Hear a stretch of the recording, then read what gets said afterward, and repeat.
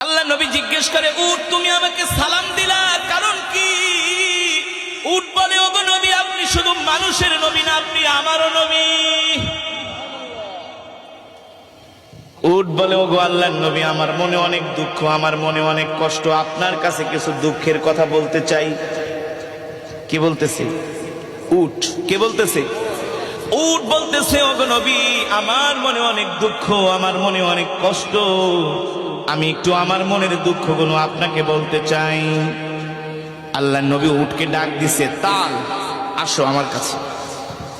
উট আল্লাহর নবীর কাছে আসলেন, এসে উটের মুখটা আল্লাহর নবীর কানের কাছে নিয়ে মনের সব দুঃখগুলো বলতে লাগলেন।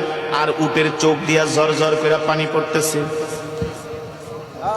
উট বলে, ওগো আল্লাহর নবী, দেখেন আমার বয়স হয়ে গেছে, আমি আগের মতো বোঝা বাইতে পারি না, আগের মতো আমি বোঝা বহন করতে পারি না, এই কারণে আমার মালিক আমাকে ঠিক মতো খাওয়া দাওয়া দেয় না,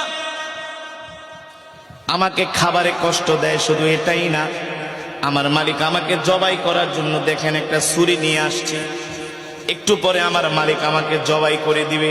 আল্লাহু আকবার, জোরে বলেন আল্লাহু আকবার। আল্লাহর নবী উটের কথাগুলো শুনছেন, আর উট কান্না করে বলতেছে, ওগো নবীজি, দুনিয়ার কোন মানুষের কাছে মনের দুঃখ বইলা লাভ নাই, একমাত্র আপনি ছাড়া, আপনি তো রহমাতুল লিল আলামিন।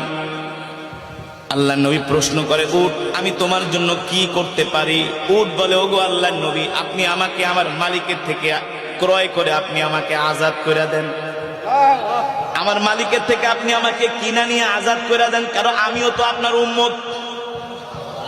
আর আস্তে কোন সুবহানাল্লাহ, আমিও তো আপনার উম্মত, আমি কষ্ট পাই, এটা আপনি সহ্য করতে পারবেন না, কারণ আপনি আমার নবী, আমি আপনার উম্মত। আল্লাহু আকবার।